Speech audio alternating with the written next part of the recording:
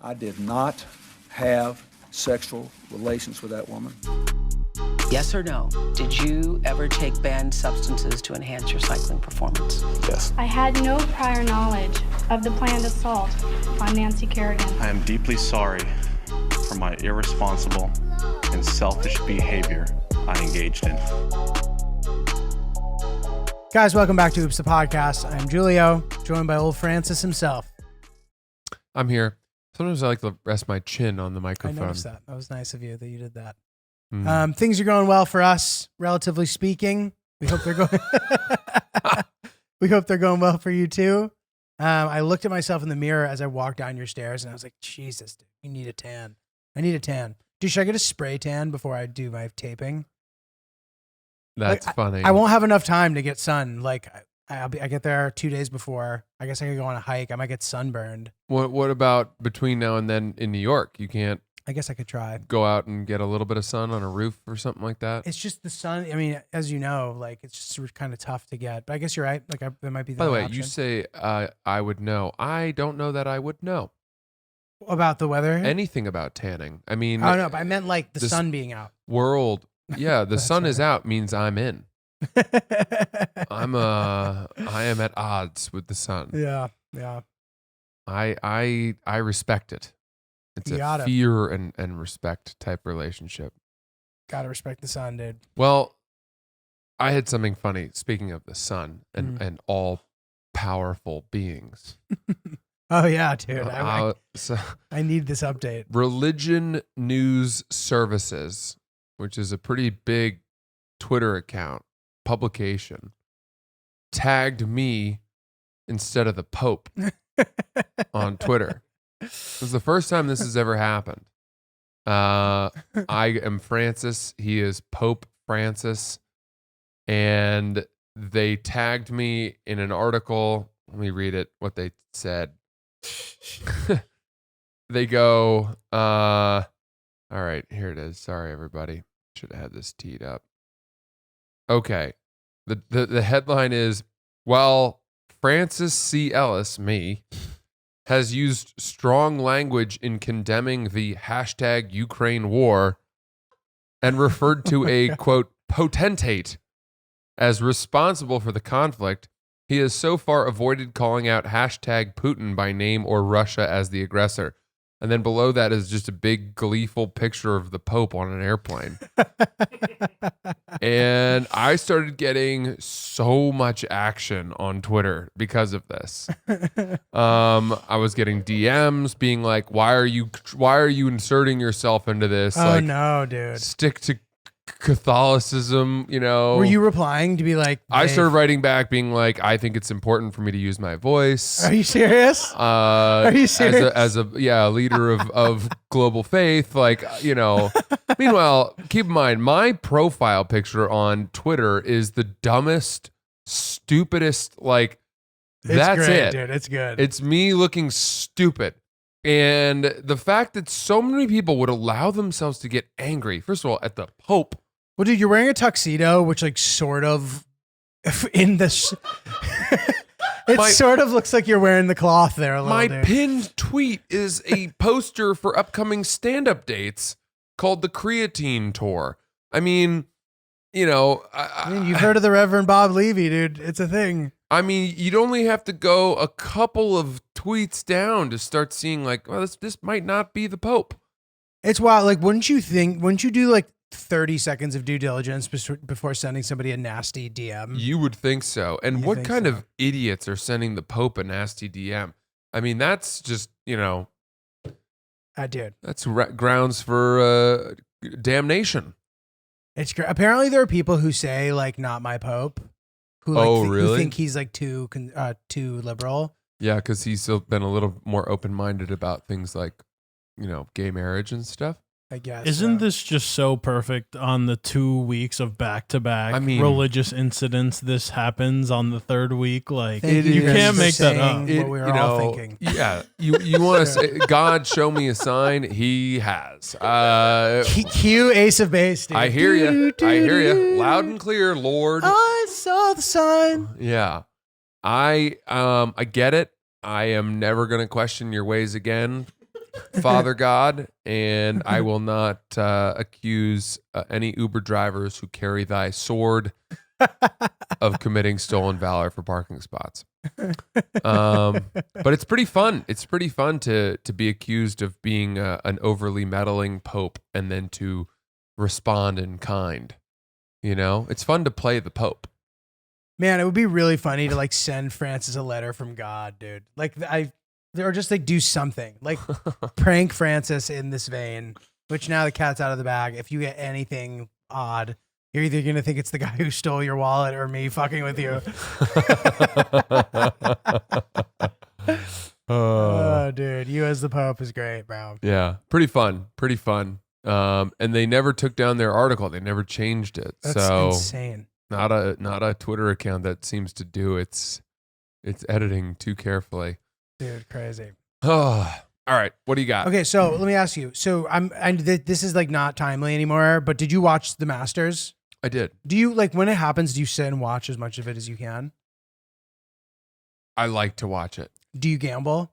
I did a little, nothing crazy. I took a flyer on my guy Gary Woodland, who won the U.S. Open a few years back at Pebble, because Gary messaged me and said he was a fan of mine. Oh, really? So I That's fun. bet on him every tournament, and he consistently keeps losing, and I am becoming less and less a fan of his. Dude, he's great. He's great. So, I guess I realized like I bet on Tiger to win the year where he won, where like nobody thought he was going to. Yeah, you did? Yeah. Did we talk about this? I think we were potting already. Were we? When was it? 2019. Yeah, was when he won the Masters. We were potting. Wow. He won in April of Maybe you're that right. makes sense. I was in Chicago, coming Okay. home from Chicago. Well, it's annoying because like Tiger bets are always, you get worse odds no matter what because it's Tiger and everybody hammers that bet because it's fun. Yeah. So it's like shitty to like hit an insane bet like that and not get paid out properly. Right. Although if it wasn't Tiger, I probably never would be making bets. That makes sense. Did you bet on Tiger for this Masters? No, I haven't. I don't really bet anymore, dude. Good. Yeah. But so my thought on it, and I was wondering, you would have much more insight into this than I would, I think. But I was thinking about the Masters, and the guy who ended up winning was Schaefer. Is that how you say it? Scheffler. Scotty Scheffler. Scotty Scheffler. Number one player in the world right now. Oh, really? Yeah. Is this his first major? Yeah. Okay. He's young. He's only 24. It's crazy. You got to wonder, 25. going into the final round when you're in the lead, and he was only up at 4 strokes, I believe. Yeah. That has to be, how the fuck do you go to sleep that night? How on earth can you go to sleep? You know, it's a good question. I don't know, obviously. I have no idea. I have a hard time sleeping when I'm excited about Christmas. I keep waking up at 4 a.m, you know, because I don't even know. I'm excited about random shit. Yeah. Let alone the chance of winning, dude, whatever, $10 million. I don't know what the purse is, but just think about it, dude. You go swimming one time in that 18, you're fucked. Like you miss one shot, you could be fucked. But he made it boring. He was so dialed that it was boring, and no one was really close. I mean, there was a moment where on Sunday, that guy Cameron Smith got within a shot of him because he birdied the first 2 holes. And I had bet on Cameron Smith to overtake him. And I was getting excited. And then Scheffler, they both hit their balls not to the green. And Scheffler hit a wedge that went in. Oh my God. On I think the 3rd or the 4th hole. And it was like, at that point, it was just over. He's just too, so is he going to be a huge star? Yeah. I think he's going to be very, very good. He's just very consistent. He doesn't seem bothered by the intensity and the pressure of golf. He's like Alex Honnold, dude. Yeah. Yeah. Some people are just like immune to where they're at. And I think a way to even recognize that is, you know, you saw his celebration when he won, and it wasn't that relieving. It wasn't that cathartic. Mm-hmm. It, to me, means that he's just constantly operating on a plane of focus, or he's never moving too far in one direction, either excitement, highs or lows, whatever. And that's what typically tends to make for the best golfers. I mean, Tiger in all of his years of just being the most dominant golfer ever, you know, he was never out of the zone. Right. You know? Right. And I feel like if I were to win the Masters, I would collapse in exhaustion, nerves. The reality would finally have set in, and Totally. I would just be, thank God. And it's happened, dude. Like that. Jean Van de Velde. Yeah. That was a famous one. I was at the British Open. British Open. That was like the biggest choke Carnoustie. ever. Yeah. Well, and Spieth was pretty bad That too was at bad the too. Masters. Crazy. Yeah, You think golf's about that. intense, man. Because at least Spieth, he has a huge career anyway. This other guy, like that would have been his like. Sure. Yeah. I don't know if it ever is less painful though. Yeah. I mean, if you Totally. feel like you're going to win the Masters and then you don't because of yourself, Yeah. that's pretty bad. It's painful as a fan, dude. Like Yeah. I'll never forget Roger Federer serving for the match in the 5th set at Wimbledon, a 40-15 on his serve and losing the match. Like I still, like that gives me anxiety still. Yeah. It happened like 3 years ago. Yeah. And now Nadal has the most Grand Slams. And if Federer had won one of those points, he would be tied. They'd be tied. Wow. It Well, hurts. I mean, does that bother you that Nadal has more Grand Slams than Federer? A little bit, yeah. Really? It's hard for me. But won't Djokovic overtake them both? Honestly, the obvious answer was yes until he just wasn't allowed to play for a while because of the vaccine stuff. Because he's an anti-vaxxer. Yeah. He's back now. He played Monte Carlo this week. He lost his first round match, but like he hasn't played a match since the US Open. Wow. So like taking a weird break like that can like really alter your trajectory. Yeah, It's like Tiger, same thing, dude. Like, and he's just, you know, the obvious since the incident has Mhm. never been the same, you know? You mean with the women? Yeah. Like since the golf but club he came thing, back and he won one the time, Masters. once. Well, and he almost won the British. He almost won the PGA. All amazing. But And he's like won other tour events since. totally. But Yeah. like he was without a doubt going to overtake Jack and now is not Yeah. going to. Probably so. And so you just never know. Like Djokovic, for all we know, may never win another slam. That's talking sports. Never know what you're going to get on Oops the Podcast. Talking sports. You might get a complete rundown of fucking I wonder country club how many people are sports. smashing that 30 seconds forward button right now. Sports? Still sports. Still God. sports. Dude, okay, I have a... Can we talk about your NFT or no? Do you not want to talk about that? No, I don't want to. Well, I'll just say this. Julio sold an NFT and he did very well. And I am proud of him Thank you. because nobody does that. Yeah, they chased the dragon on it. All you ever hear are people who Old. were up an insane amount, And then they don't sell it. didn't sell, and then went back down, and then are like, I bought more. Yeah. It's like, you probably shouldn't have. It's not, this isn't Amazon. You know what I mean? This isn't the place where you want to buy. Like, you Yeah. may only get one shot at it. If I go to the bus station with my bus ticket and I miss the bus, I don't then go and buy 10 more bus tickets.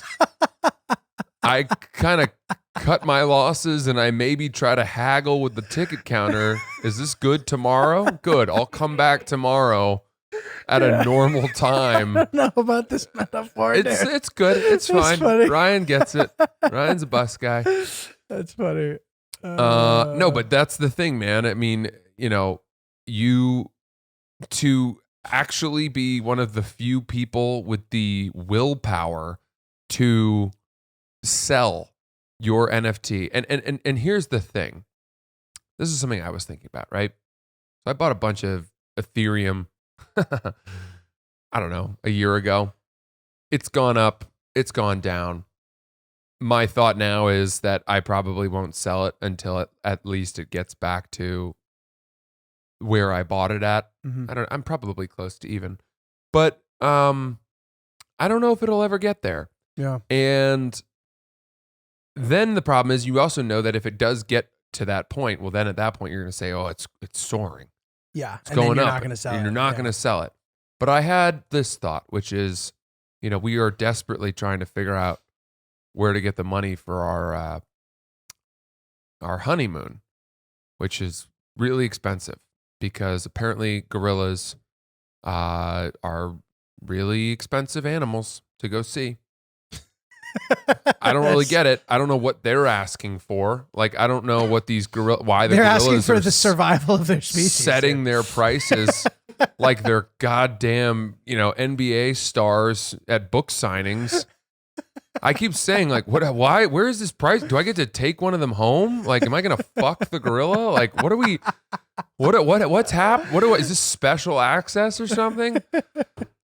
But, we have to put the down payment down and it's going to be sick, bro. I know that, but you know what? A lot of it is that we're relying on, I assume like in our wedding registry, we're going to put items on our honeymoon that people can give to us as gifts. And it always just turns into cash anyway, but Totally. you apply it to that. But we won't get that until our wedding day. And so, Yeah.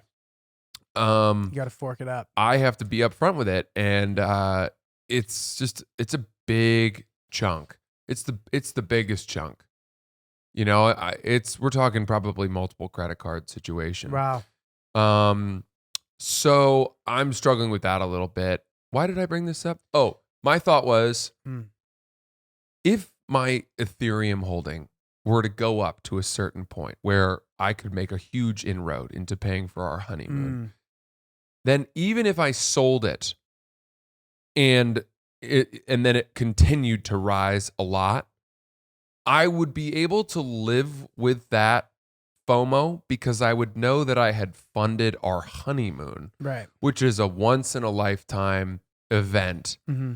And that's a very justifiable cause Totally. to theoretically pull out early on a potential winning investment on. Totally. Does that make sense? Yes. And dude, this has happened to me many times where like I needed to take money out for a reason. And a lot of the times what ends up happening is like, turns out I sold it when it was really at a good time. You know what I mean? Like you never know. And like, I have trouble imagining that these like big investor guys do this. You know what I mean? Like that they take money and they're not like sitting there being like, oh, you know what I mean? Yeah.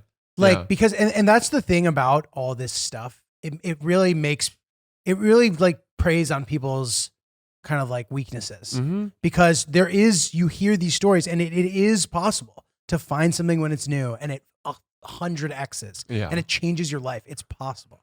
So the fact that possibility exists really makes it hard to fucking pull your money out, dude. Yeah. I feel like we've talked about this before. I'm having deja vu.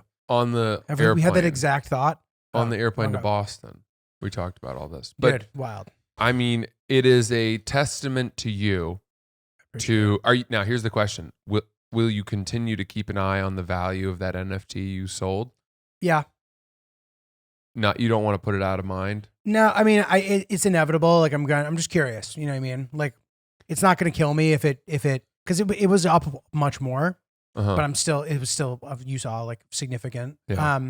So very happy with the outcome. Will you be more happy if it were to plunge that you got out when you did Big time. versus more sad if it would go to the moon and you'd go out too soon?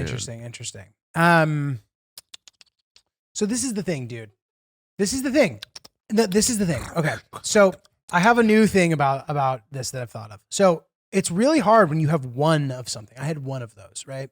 If I had two, it's different. It gives you the flexibility to sell one and get all the money back. Well, you could apply this to like Reese's cups or something. Yeah, you could. You could apply it to anything. It's a good thing. So I only have one.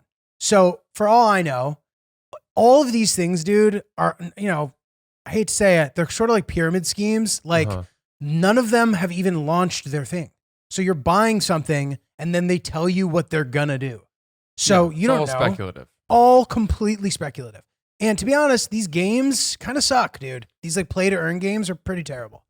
The graphics are terrible and the games seem terrible. So I'm like, why would anybody want this? So I can't figure out where the value is. I don't even know what you're talking about now. What is that? So it's what do you mean a game? So part of the NFT thing is like they'll create these metaverses for games. So now you can be a player in the game, and you're not physically running through the game, but your character is. Yeah, exactly. And by doing things in this world, you can earn actual money. It's a cool idea, Hmm. right? So like whatever the game might be, you're doing stuff and you're earning money. Plus, there's ways to earn money while you hold on to the thing, which is how they get you to hold on to it. But none of it is like tried and true, and like it just might be severely overvalued, which I imagine it is. You know what I mean? Yeah. So since I only had one, I'm like, I gotta sell it. But if I had had two, I would have sold one and held on to the other one forever. Yeah. I see what you mean. You know? Yeah. Whatever. Interesting. Do you wish that you had bought two of them? Could you have? Yep. I bought something else that ended up doing terribly that was for 3 times more money. Oh, wow. And I still sold it and still did fine on it. But like if I had used that for that, it's the classic conversation. Are you getting more and more entrenched in this world? No. Are you going to take the money you made from that NFT and buy more shit? No, I'm putting it in traditional investments. Wow. Mm-hmm. Okay. Yeah. Talking SPY ETFs and not that conservative, but like mainstream things. Yeah, I'm actually using none of it towards NFTs. 0. nice. My goal, and I'm very, very close, is to the only money I have in it is money that I've made. Mm-hmm. No contribution. Wow. Whatever. This is boring. Hopefully Yeah. not. But A lot of people have skipped the first 25 minutes of this episode. I have something that's going to shake it up a bit. Oh, good. And tell me what you think. Okay, so this is back to the shared laundry discussion. Yeah. So guy on our floor, perfectly nice guy. There's only 3 apartments on the floor. So there's no question as to who it is. Mm-hmm. You know what I mean? And there's one guy who's a little more type A who would never do this. And then this other guy who's like chill, nice guy. We have no issues with any of our neighbors, but he will forget that he's left his stuff in the laundry. Yeah. And it'll typically be during like a high trafficked, let's call it rush hour of laundry. Are we talking Sunday afternoon? he's leaving wet laundry in the laundry machine or All the above. dry laundry in the dryer? All folded laundry on top of the machines, wet laundry in the washer, dry laundry in the dryer. Laundry basket on the floor. What kind of I know. not needing clothes guy is this? So he won't do it. So he won't do it for 4 days, but the entire, like you can tell that he didn't time it properly. Like you can tell that he either forgot to check cause it's been done for a while. Yeah. So 2 hours of laundry will take him 6, Idiot. which is frustrating. Really frustrating. But it's not quite at the level where I feel like I need to turn it into something that will make me dread seeing. I'd rather just, he means well. He's not being an asshole. Mhm. He's almost being an asshole, but he's not, but he's not yet. He's almost being an He's asshole. almost being an asshole. So, I just don't really know what to do. And I don't want to and there's actually been times where this is super awkward. And I've told Hillary this and she crawled underneath the blanket with her entire body. Hillary was under the covers fully when I told her the story, but he left his stuff in the dryer and my stuff was in the wash. So I was like, I'm going to put his stuff in the dryer for him. So I started putting it in and he walked in as I was doing that. And I was like, oh, hey dude. I was like, sorry. I was just, our stuff was sitting there for a second. I was going to throw it. I was like, I figured we're all guys here, right? I don't know. And Hillary goes, did you actually say that? I was like, yes. She's like, no. She's like, kill me. We're all guys here. Oh, Ryan's looking at me in because disgust. it was his underwear. Is that the idea? I think he had like boxer shorts I may have gingerly touched and placed into his laundry basket. Sure. But it's a shared space. Well, I get what you mean. I mean, if it were a woman's laundry, you wouldn't touch it. No. You don't want her to see you moving her skimpy little underpants Inappropriate. into a dryer with a pit stop Inappropriate. on your nose.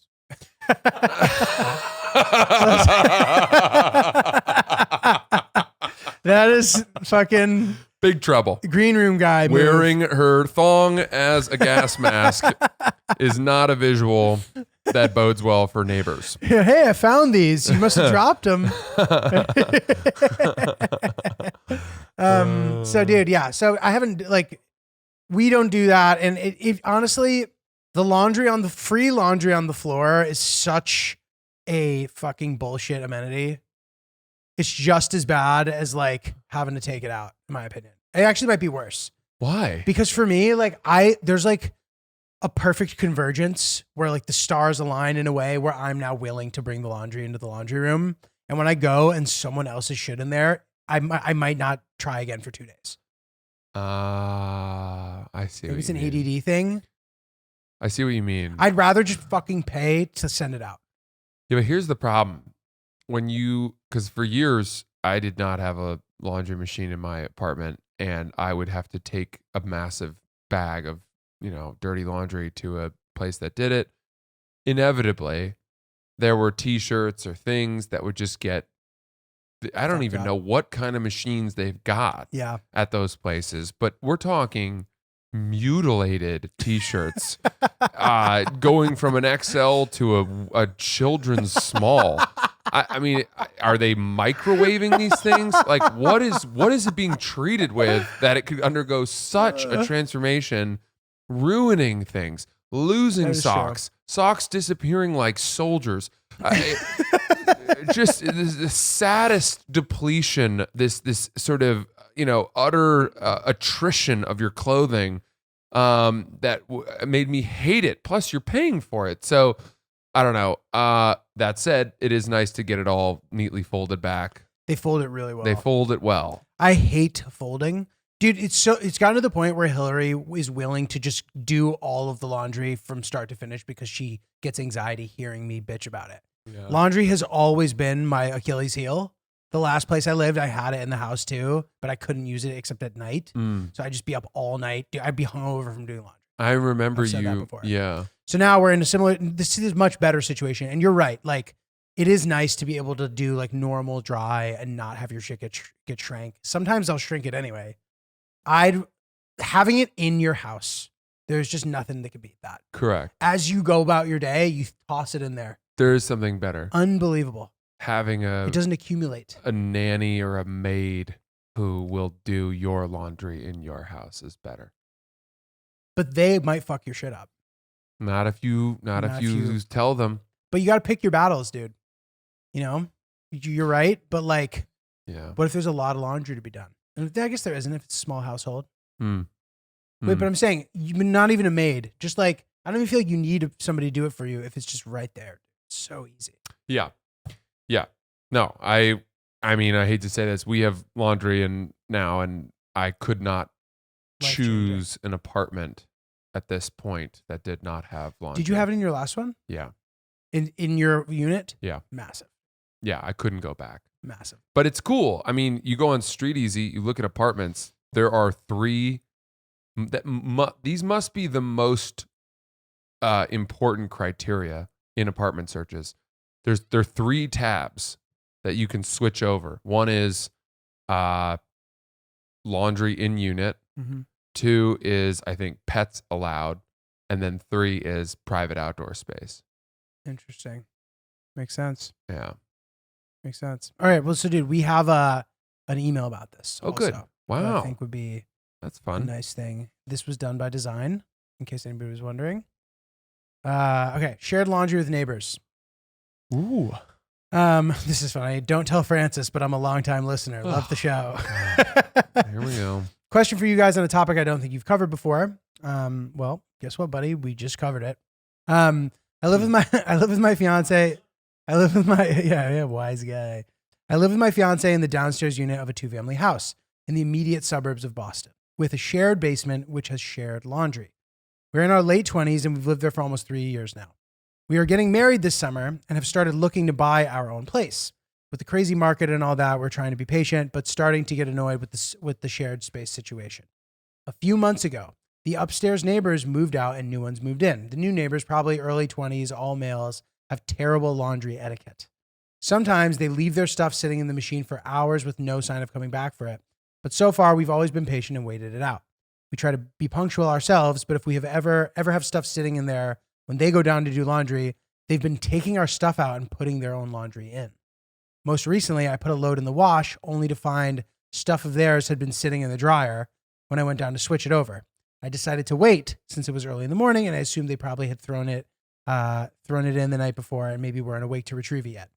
I went to check about an hour later and they'd taken their stuff out of the dryer and had taken our stuff out of the wash, put our wet stuff into our empty basket on the ground and started another load of theirs in the wash. Can you imagine, dude? That is fucking lunacy. Not to mention, I had brought and left a second load down ready to go in the wash. So essentially they were cutting us. So my question for the pod, how do we handle this? Confront them next time I see them down there, send a passive aggressive email. My initial thought was to just fight fire with fire and start taking their shit out too. But my fiance doesn't want them touching our stuff at all, which Francis brought up earlier, has her underwear, bras, and all that stuff in there. And although she's more angry than me about this, she doesn't want to appear to condone or set a precedent about moving each other's stuff. Totally agree with her on that. I'm not trying to start a petty war with these guys, but I also don't want to be a pushover, and it's getting really annoying. Oh, man. Brutal. Interesting. Okay. So the first thing I want to bring up is that you could almost have this email probably written from the other side. Meaning, it's possible that the offending family here has had frustration, like came down and saw that our writer here had put a load in the laundry, was waiting, but then was like, oh man, these people, they left their clothes, but they didn't start it. You know, where are they? They just left a load here. Oh, you know what I mean? Yeah. Like it's possible that they could accuse. Yeah, but they haven't moved anybody's stuff. Right. And their stuff was in the dryer. So they were waiting for them to be done with the dryer. Yes, I get that. Mm. But in there, we know based on this email that let's call them family 2 is wrong. Well, the bros are wrong. Oh, is it bros? Yeah, it's a group of bros. Oh, the bros are wrong. And the bros are always going to be wrong when it comes to laundry. Yeah. Bros are not good at laundry. Not good at laundry. Yeah. No, but let's say we know that they're wrong, right? But the bros could also potentially, based on that one interaction, say that the fiance couple is guilty of the same thing they're accusing the bros of. But in the specific, to a lesser degree, not in this specific situation though. But maybe in another. So you're saying in another. So time, my point is that there's no. It's unclear. It's not that clear who is dead right and dead wrong here. Mm-hmm. And you could run into a very unreasonable set of bros. Mm-hmm. In which case, and this is going to be crazy, my suggestion would be to establish with them days of the week upon which they could do their laundry and you will do yours so as to make it seamless. Mm. And if they have to do it on your day, that's fine. It is what it is. But it's gotten too crowded in this laundry room. Let's just make life easier. Nobody's doing laundry 7 days a week. You know, do you guys want Wednesday through Sunday and we'll take only Monday or Tuesday? Whatever it is, you can be reasonable. Or even just take one day. Just say like, we're only going to do our laundry on Mondays. It's a good idea. I think, and they'll probably, the bros are going to be like, whoa, these people setting days, give me a break. It's annoying and it will be annoying. But you, in order to have your piece of laundry, you're going to need to establish something like that. Mm-hmm. Like, what do you got? So no, I agree. I think that that's a good way to do it. The not taking your own shit out of the dryer, putting someone else's shit wet in another thing is like fucking an act of war. But hold on, because I would be more afraid to put their wet stuff in the dryer and start the dryer because you don't want to shrink stuff of theirs that you don't know about. Yeah, but like why? But like the only reason why their stuff is in the washer is because your stuff is in the dryer. They're waiting for them to be done with the dryer. So what are you supposed to do? Go knock on their door and be like, hey, just so you know, I've moved my stuff out of the dryer. No. Your wet stuff can go in now. No. So like, okay, your stuff's done in the dryer. It's your responsibility to go get it when it's done. And especially if you're sharing. When it's done, you should know and you should go get it. So it seems to me that these bros decided that they had begun the process of doing all of their laundry and therefore them putting their stuff in the wash was like unacceptable or something. I'm wondering how you can justify doing what they did. And that would be the only way in my mind. All right. That they had intended to keep doing laundry. and they saw that as like, oh, dude, we're doing laundry here. Because now you have to wash those clothes again. Yeah, but no. The wet ones, they're just sitting out. So the clothes are wet from the fiancés, and they put them in the basket. Their options were to put them in the dryer and start the dryer for them, which is a risky move because you could ruin their favorite sweater by doing that. You could have put it on top of the dryer and left the dryer It's the same as putting it in the basket. You think? Yeah. It's worse, actually. It's but the same. Okay. Effectively the same. Okay. Or you just wait for them to come and put it in the dryer. But then you have no idea how long they're going to be. But they've always been punctual. There's no reason to think that they Do you won't think be. the bros really know that? Are the bros really that on top of the comings and goings of the laundry room? But the engaged couple has been giving that courtesy to them this whole time that they're waiting because they're serial leavers in the machines. But that's giving the bros a lot of credit because we don't know that they are aware of the politeness of they the need fiance. to be. It's a shared. Okay, it's a shared yes, space. and I wish that my neighbors would be more aware of my birthday or something. No, but it's not the same. We can't all have it. You don't share birthdays in the same unit. You're not sharing the fucking party space in the building. Fair enough. Fair enough. I know that there's two sides of the story. I hear you, and maybe there's a chance the fiance couple, the engaged couple, is worse with laundry than they're saying. I know that I'm saying the bros are stupid, but we know they're stupid. Good at hanging with hot chicks, bad at laundry. Dude. That's it. That's it. We know what to expect from them. They are what they are, and you've known this. So, unfortunately, that's just the reality that you have to work around. And it's better, in my opinion, to try to get to make them work with you and work for you as opposed to working against you. Yeah, you maybe have to approach it in that way. And I do think that your tactic is a really smart one because it doesn't say you did this, therefore people don't react well to that. It's like the laundry room's crowded. There's a bunch of us here. Should we just pick days? I think that's the best way forward. It's diplomatic. And this way you're not a pussy and you don't feel like you're getting bossed around by kids. Like it feels like the movie Neighbors. Yeah. They try to be cool and then they're just like, fuck you, old man. Right. Right. Now, just to finish the thought of what they should have done in that situation, I think that the clothes, the fiance clothes that were left were already soaked. Mm-hmm. Right? So what's the difference between leaving them in the machine versus leaving them on top of the machine? The air, bro. The extra exposure to the air makes your clothes smell like shit. No, if you leave them in the machine, they rot in there for too long. But why are you fucking moving them? Like if you leave, because you need to use the washing machine. If you leave them in the washing machine closed, they will not be ruined, and you have to assume that they're going to come back and move them soon.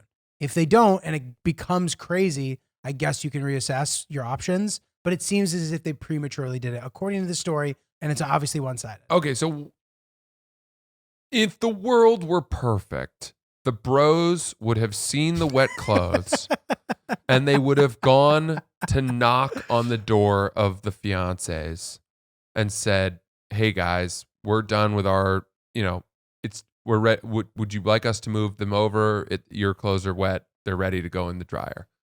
I don't think so. I don't think that's the perfect world. I think in this world, the perfect world is doing nothing and giving them the same leniency that they've given you and wait just a little bit and then continue. I'm okay with this is the mistake that the bros made. And I think, and I could have this wrong, but this is the mistake. The bros put the clothes. The bros put the clothes in the basket. And then the bros put the clothes. They put it in the basket, right? Did they then take up the dryer again? They then took the washing machine. And there was and the fiancés had another load ready to go into the wash. I guess so. But it appears that the bros did it well, and maybe they just didn't leave them there, and that's fine. That's like an honest miscommunication. There's a part of me that thinks that it would have been okay for the bros to put the clothes in the basket, put the basket on top of the dryer, just so it's like not even on the floor, and then start their load in the laundry, but then not use the dryer until the fiancés had a chance to dry their clothes. That's fine. I think the true A+ move is here. You go up to the apartment and you say, "Hey guys, what's up? We were about to throw a load in. We would have moved your stuff, but I know that like there's a woman and we didn't want to be disrespectful." Didn't I just suggest this? You did, but I don't know if it was in the same way. It may have been. To go and knock and let them know it's time, or No, but it's time, but not because it's time. Being like, we totally would have just moved it for you and keep this process moving along, but we just didn't feel comfortable since there was a woman. That's your version of my just going to let them know. Yeah. In person is the 10 out of 10 move. The only thing, it sounds like they both had another load that they were ready to do. So there was a little bit of a confusion. So there. you can remain deferential by saying, switch it over, throw your thing in, and then you're just keeping the laundry line moving.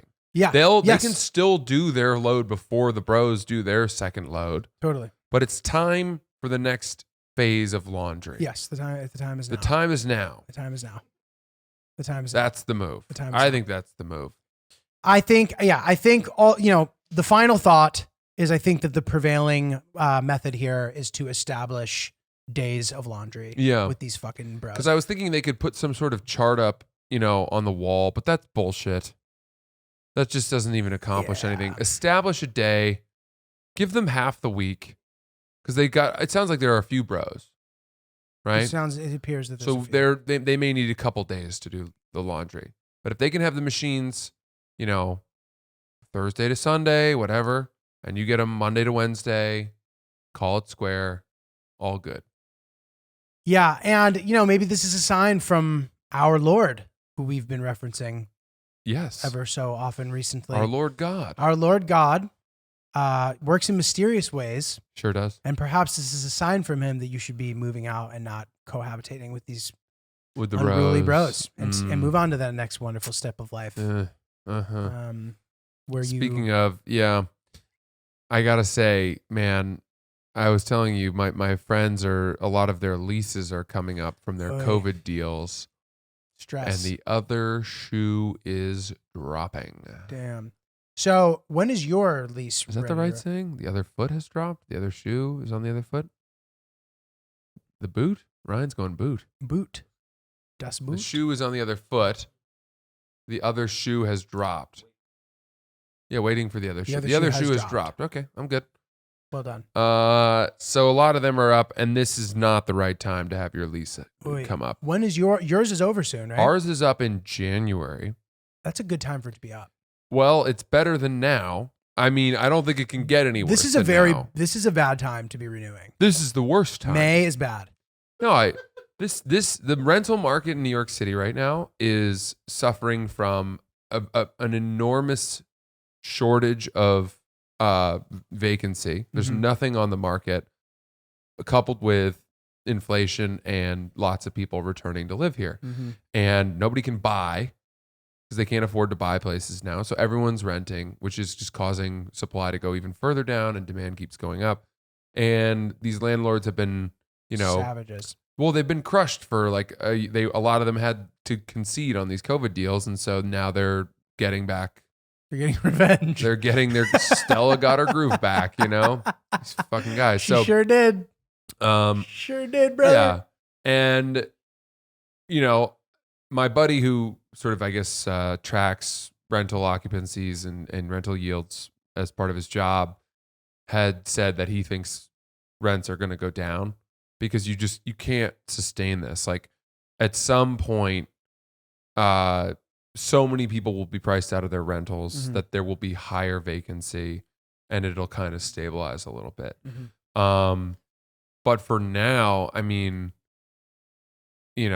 I don't even know what we're going to do. Like I feel okay knowing that one of two things will happen. Either rentals will stabilize, we'll be able to renew definitely at an increase, but not a 40 to 50% increase, which is what my friends are getting hit with. That's crazy.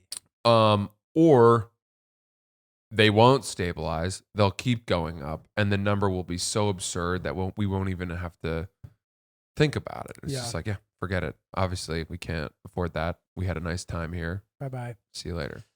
So, but my question is less about kind of like the current atmosphere, but about like time of year. I wonder if there is a time of year that is more fortuitous to be renewing your lease. It seems like January would be, because like moving in the cold probably sucks. Yeah, historically, I know that, the summer through September is always the worst time to be looking for an apartment in New York. Mm-hmm. I'm lucky in that I got on the sort of January schedule Love like it. 4 years ago, 5 Love years it. ago. So Big for the squad. yeah, December, January, but we definitely don't want to leave. We like it here. Yeah. I'm my lease ends on May 15th. I'm planning to move to Brooklyn. It's really sad, the whole experience so far. You just gotta keep your chin up, man. You gotta see 50 apartments. I feel like the luck comes in numbers. You just have to see 50 places. You gotta commit to it. Yeah. Even with us, like when we were looking at a time when the city was empty, declared dead. Landlords desperate. Nobody is so much vacancy, so many concessions, and we still saw like 30 apartments. Yeah, places are opening up on Street Easy every day, so I'm not too worried about it as we get closer to it. But still, just bad timing. I wish I was in a situation like you where you had you moved in on January for your cycle. Yeah, but Ryan, we've also been living in New York, I don't know, 10, 11 years now I've been here. That was the first true win. Right. The first true win that I'd had. They've always had us by the balls. Yeah. And they do again. They've got us. What month did you sign? April. Beginning of April. Maybe even been March. No, March for April. Yeah, April. Chris, what's your deal with renewal? I got 14 months on my lease, so my lease ends September 1st. September 1st? Okay. So I started in July, but yeah, so not in the middle of summer, but yeah. Solid. So, yeah, I think our landlord intends to sell the apartment when our lease is up. So we'll see with that, Mhm. but like we are probably going to have to find a new spot too. Yeah. I think the Hill Dog is it's funny. I don't get that attached to my home space. Mm. I'm a resident of the world. Uh-huh. No, I'm actually being serious. And the second comment I'm obviously joking about, but like I don't have that kind of attachment. So it's not going to rattle me as much until I get the bill for it. In which case, obviously, then I'm gonna be like, "Fuck, this sucks." But I wonder what it's gonna be like. Fortunately, the one good thing I have going for me is that she will go into panic mode way before I do, which will make her start doing things, and she'll have it all figured out before my panic even sets in. Yeah. So I can rest at ease knowing that. That's cool. Dude, having a partner, man, is great. Sure. Having a partner in the fight. They're just like better than you at stuff. Yep. And you can like complement each other with whatever your strengths might be. I don't know that I bring much to the table. Yeah, I was just going to say, I don't really know what I'm doing for her. I don't know what I could put my finger on. Yeah. That's why I'm excited for when we start trying to have children. Because I'll be like, that's right. You need my potion. Can I ask you a question? We were talking about this. If you had friends who were like a same-sex couple, women, and they wanted to have a kid, and they asked you for your sperm, for your semen, what would like you say yes? It's a great question. And what goes into that decision? It's a great question. I mean, it almost feels like it'd be hard to say no. You know what I mean? Mm-hmm. I could see it be insulting that I said no. Mm-hmm. Totally. If I was very close with two women, a couple, and they, came to me and said, "We want you to be the donor. Are you willing?" My God, what an honor, number one. And number two, what does it mean when you say no to them? Do you know? How do they not take that personally? I could be wrong. So I have to think that in this situation, they give you an out. because you have to agree to like have a son that you're not going to be. Or a daughter, right? Sorry, son or a daughter. Yeah. Yes. Whatever. Oh boy. No, Sweating. it's fine. I get what you mean. No, yeah. you have to agree to give them a kid that is theirs, but inevitably it's going to look like you. It's going to be like you. Yeah. Of course, it's a compliment for somebody to ask. And there's a couple considerations that come to mind for me. One of them is like, do you like these people? Right. You know. Well, you'd have to think if they're asking you that they are, because my guess is that more often than not, they would go to a bank, right? A sperm bank. That seems like and the move. vet donors who they did not know. There is anonymity for a reason in this process. Totally. It makes it less of a like mind fuck. Yeah. Which is good. But so how can you like monitor the samples? Like, are some deemed better by science and therefore they cost more? Can we look into this a little bit, Ryan? Yeah. Is there a price range like weed strains? No, but now at that a sperm bank? I would think so. They've become so precise with all of the stuff regarding this topic that Yeah. you think that they'd be able to kind of discern which samples would be more to your liking or not. I based on know. Whatever. And then I do wonder as well, you know, how often do people source a contact, a friend, Totally. to be the donor? Can we look into that too? Yeah. Yeah, so for the first thing, I asked what makes a sperm sample more expensive than others, and I think it's just you get more information during the selection process. So you could it's cheaper if you just, get Take someone's whoever's. get something from the pile versus getting like a profile and photos and of the medic guy? like and medical info. I'm sure you get medical information for the regular ones. I'll keep looking, That but kind of seems like bullshit to me. This seems like It's a bullshit to racket? me. Well, yeah. I mean, it's like unlocking better tiers on a dating profile. Totally. And I think the stakes are so high. It should be, you should get pictures and medical records and height and genetic makeup, family history of mental illness, all of that stuff for the same price. Everyone should have that at a base level. And then you should pay up more if you want the, 6'5" Viking who graduated from MIT with, and is a brilliant violinist or something. I don't know. Right. Do you know what I mean? Yeah. Yeah. So my thought is, of course, besides the fact that you like basically just described yourself. I didn't mean to. I'm not. I didn't. You tried mean not me. to. You did violin instead of piano. You did MIT instead of Harvard. Well, what would it be? I couldn't not call that out. Let's dude. I'm say sorry. you like I would someone, have seemed clueless. someone who's a doctor, I'm fucking with who you. I know. whatever. I get what you're saying. I really wasn't trying to. A good candidate on paper who has desirable traits. Obviously, Yeah. you're going to look at that and be like, oh, this will make this person's life better, maybe, whatever, right? My question then becomes, by showing I'm the guy who's donating my sperm, dude, maybe I don't want people looking at me, man. Maybe I have to do a headshot now, and like maybe that's what you're paying more for, to like convince the donors or something. I don't know. this is a non-ID donor situation. Got it.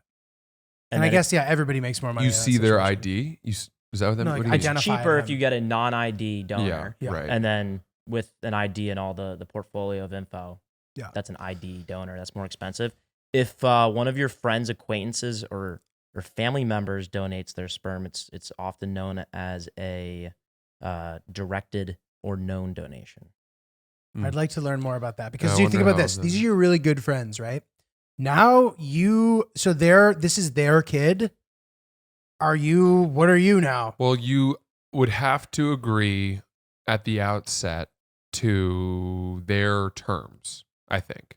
Which would be what? How Well, do you maybe make that it's like normal? we could. Well, they may not want you. They may not want their kid to ever know who you are. and You're the father, right. And They- all of a sudden, you don't think that kid's gonna start wondering why he looks like Uncle Fran? Yeah. Like, do you just now have to not be friends with him anymore? Dude, I think that's easier to miss than you'd think. Really? I think that if you and Chris were two mothers, I donated sperm, one of you carried it, Mm. had it, I'm going to be 33 years older than your kid. And, how often are you going to be looking at childhood pictures of me with that kid?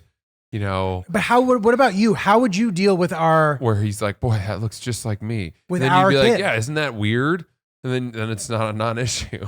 No, dude, totally. But like, could that potentially fuck you up knowing that our kid? I actually think that is the more difficult mental thing. Yeah. To overcome. Have you seen the movie The Kids Are All Right? It's a great movie. Is Meryl Streep in it? No, but close. It's I think I have seen it. Mark Ruffalo. I have seen it. It's very and the redheaded Julianne Moore. Julianne Moore, and then the brilliant woman Annette Bening. Yeah, dude, it's very good. So this is sort of adjacent to that. The plot of that movie, which is, a lesbian couple has 2 kids through a sperm donor.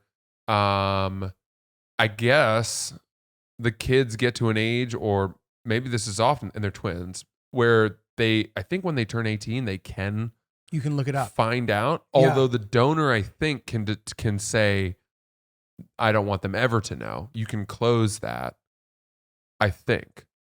But if you leave it open, then they can come find you, and the kids come and find him. Who would ever select, let them come find me, though? I always wonder how that happens. I mean, I think with 23andMe, it makes it so the anonymity is impossible or something. Really? Dude, I don't know. I'm sorry that I'm speculating. Ryan's nodding. Hopefully that's leaning. This girl that I know, dude, she found out she was adopted. She's like, oh shit, I'm adopted. She didn't know? Nope, didn't know. Her parents told her when she was like 18. She starts looking to find out who her dad is, looking through DNA shit. Turns out her dad's Richard Hatch, the first guy who won Survivor. Who was like, dude, and he was like a serial sperm donor. So he has like 40 kids, and they all like got together and met each other and shit, and like met him and like, wow, isn't that crazy? I would not have thought. I mean, how do you feel if you find out that he's your dad? I know. It's I crazy. guess it's not as bad as it could be. It's cool, but it's like, but now what? And like, you get to a point when you're a sperm donor where you max out. If you have like a good sample, you can max out. And that means that the chances have become too high that 2 of your offspring will meet and fuck. I've heard that. Yeah. I've heard that. So I think he was like one of these like pure breed bulls, bro. He just like, he's a bull, dude. I'm telling you, it's just crazy. It was the Vince Vaughn movie about the father. He was like the father to like 85 kids. Which one was that? Or 100, I don't even know. It was based on a true story where they made a mistake in the lab and they gave his sample out too many times. Oh my God. Or something. It's crazy. It's called The Delivery Man. Yeah, The Delivery Man. Not much info on the specifics, but when you're 18, if it's in like the contract of the donor, you can find out their information and contact them. Why as a donor would you leave that option available? I don't know why. That's crazy. You can. I think that, and I'm kind of just going off the plot of the movie here. Mm-hmm. Oh yeah. The kids are all right, but like the type of person who is willing to donate sperm is a pretty open-minded person. Right. And, maybe they're just doing it for the money, but also maybe they're doing it to help people who are in need, or whatever. And if you're doing it kind of out of the goodness of your heart, then why would you be so closed off to potentially meeting your kid when they're 18 years old? You haven't had to raise them. You haven't had to give them money necessarily, whatever. So you've missed the whole parenting thing. And now you just have a friend who's you're related to. Kinda, yeah. So even if you donate your sperm as a non-ID donor, because of 23andMe, like you can still get connected now. See? Yeah. Wow. That's fucked up. I wonder if that has hurt sperm banks. I wonder. But yeah, to your point, maybe people did. I don't know. But okay, so the other end of this, and this is something we have not yet covered, is like, so say your friends ask you, you're down. There's a big risk there still with your own relationship. First of all, that's the problem. What, like, is your fiance now cool with that? Or would my girlfriend be cool with it? I mean, I don't have any situation in my life where this would come up, but you might, dude. Who knows? You never know. There is no couple Right. we know that would need. Yet. Well, you know, if they did, but they wouldn't come to us because I'm sure that they would not want to violate Sierra's friendship either. So then how do you ask your friend? Well, I think a lot of the time when that happens, you know, the guy is single or would be my guess. I have no idea. It's crazy, right? But it does happen. How often do you think that happens? I don't know. How often does Ryan, that happen? can we do another check possibly? I think it must happen a fair amount. Enough that we're having this discussion. I think you're right. It's probably like not super duper common, but I have no fucking idea. It's so like, we want to find out. Yeah. How often was it closed or close friend donations or sperm donations? What'd you call it? What percentage of family and stuff donations? How often does that happen? Because dude, this is the thing. So say she's completely fine with it. God forbid you guys can't have kids. God, I mean, dude, I'm not talking about you. No, I know. Oh, you mean me and my fiance who just okayed me donating sperm? Yeah. Again, that is, you have managed to follow the thread to the most insane. It's a good movie outcome script of of it. The most painful possible outcome. I think. Even more painful than if you donated sperm and the couple wasn't able to conceive using it. Much more. Yeah. Much more. Because at least you have other options. Uh-huh. That's pretty crazy. Yeah. I'm trying to think if there's like an end to that movie where somehow, you know, my fiance and I and the other two raised the kid, the four of us. The commune. Like a timeshare. Yeah, but I think what if your partner would resent the kid? Because it's just emblematic. It's like walking proof. Yes, but I think that happens regardless of sometimes whether people have done it. You can get that from if I had had a kid in a previous marriage. What about this could be the solution? They could resent that kid. True, but now as a trade-off, you now ask the other partner to carry your Why would I wives, do that? Because you guys can't have one together. But maybe you would just use a different surrogate. Or I don't know if surrogates. Oh, wow. Wait, but this is becoming like a space conversation. No, that is dude. interesting. It is interesting, right? That's interesting. Now So you say, okay, I'm willing to donate my sperm for the one of you to carry to fertilize an embryo or an egg and carry a child, which the two of you will raise. In exchange, the other one of you must do the same thing, but that one's going to be ours. Right. It's crazy. So now this is the only thing though. What they might say is I think that you can do it in a way where you don't have to use their eggs. You can use somebody else's and they can still carry it. Yeah, surrogates. Right. So that would probably be what they ended up doing. Because they wouldn't want to be related to it. Maybe they just be like, listen, since there's another option here, unfortunately, we like... Sure. I think we're does sorry get that expensive. this is weird for you. But we don't want to go through it also just because you did. Yeah. Ooh. And then I'd be like, Matt, fuck that. yeah. Give it back. Give me my sperm back. Yeah. I'd go into their fridge. Give me back. No, but he'd be a kid. He's a kid now. Drink it. Yeah. Protein. Dude, unreal. Okay, Ryan, keep looking at that. If we're not... All right, then if it's a kid now, I go and tell the kid. I spill the beans. Oh my God. That's the vengeance. Oh my God. That's the pettiness. Oh, Jesus. Let's hope not. Let's hope not, dude. Yeah, let's hope that doesn't happen, Julio. Listen, dude, I feel let's hope that very specific series of events doesn't come to fruition. Dude, listen, we are very present, like in the lives of people that we know. Like, it wouldn't be insane for somebody to ask us to like. If someone out there has had an experience that comes within 1 million miles of what we've just described, please send us an email and explain your story. My God. It's great, dude. We got some good emails here. Oh, good. Maybe. How we doing? Perfect. Okay. The I'll one have may- the answers at the end of the episode. Okay, cool. One, maybe this two. is intricate. Stay, hang tight. Ryan is doing some deep research. Okay. So there's a couple. These are kind of random, but good. So this one is called the 2018 Hawaii missile threat. Oh, yes. Yes, yeah. You know about this? Yeah.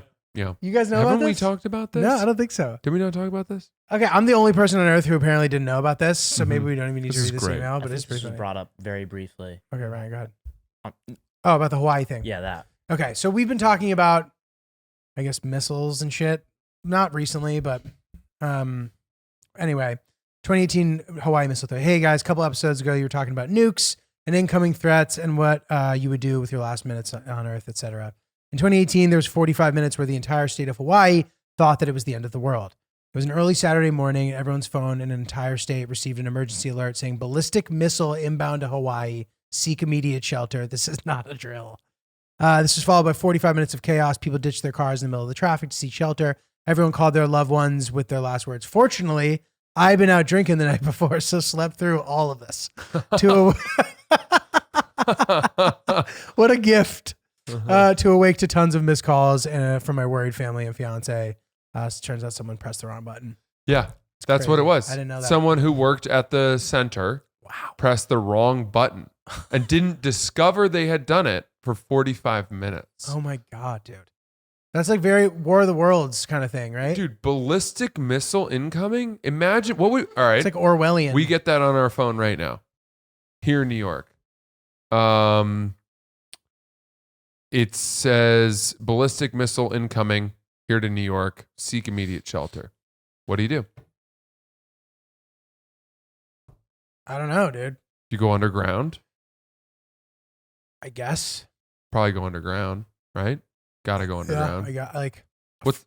Where's the deepest place that I know of? underground that we can go? A friend of mine has like like a basement that's like very built out and sturdy, no service at all, and it's like stone.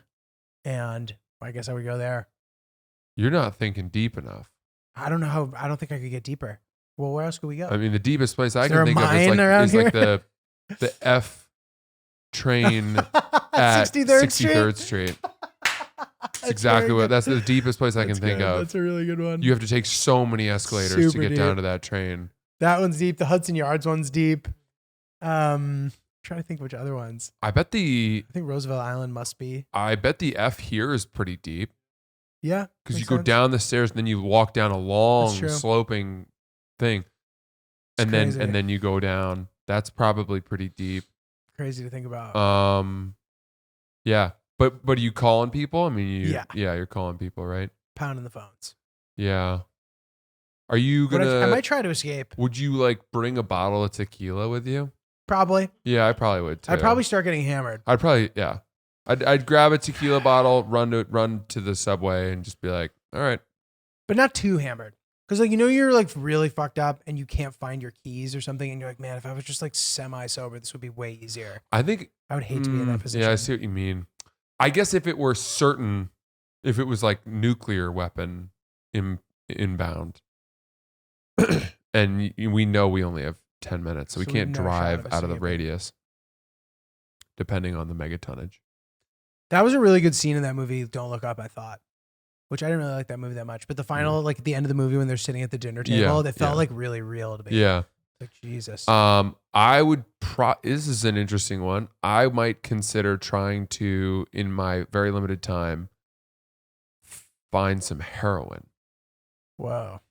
Just Yeah. shoot up and fucking lay back and not care. Well, I just think that if I know the world's going to end, I would love to know what that feels like. Interesting. Because I would never do it because I'm too afraid of how addictive it is. But I also am aware that because of how addictive it is, it must feel like the greatest thing ever. Right. And if my life is going to end, I'd love to experience that. And also you could be feeling it as your life ends, which would be nice. There you go. You wouldn't even give a fuck. that your No, I life was sure ending. wouldn't. You wouldn't. They say that you don't care about anything else. I wouldn't care. You care I about would no just one or nothing. Be very happy.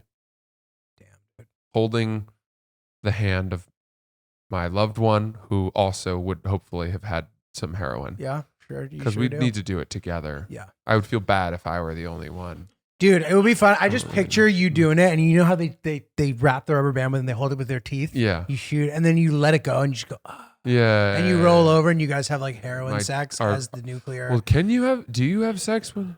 No, I think you can. I don't know if we would. I don't actually know, but I think you must be able to, no? If you're just like too fucking strung out. I think our first time, dosage. I don't know that we would have the wherewithal You wouldn't be doing to anything. make love. That's a lot. That's a big day. Find out nuclear weapons coming, get heroin, do it together, and somehow make love. I don't know. That seems like a lot of steps. I think the missile gets here too quickly. You're probably right. Dude, they say that, all right, John Travolta was saying in an interview that he like was like a heroin addict or something. I think this is John Travolta. And he didn't want to actually do heroin. So he's like, how can I make it feel like I did heroin? And they're like, get really hammered and then go sit in a hot tub for a while and it'll feel like sort of like it. And he did it. And then he said he ended up throwing up. He threw up? I think so. That's so strange. I wouldn't have thought that was, I've done that before. I've been very hammered in a hot tub before. And I hope that's not what heroin feels like. Because if it is, I'm going to have to revise my incoming missile plan. Because that's not what I'm going for. Maybe it's Molly. Maybe it's ecstasy. I don't know. What's this new drug?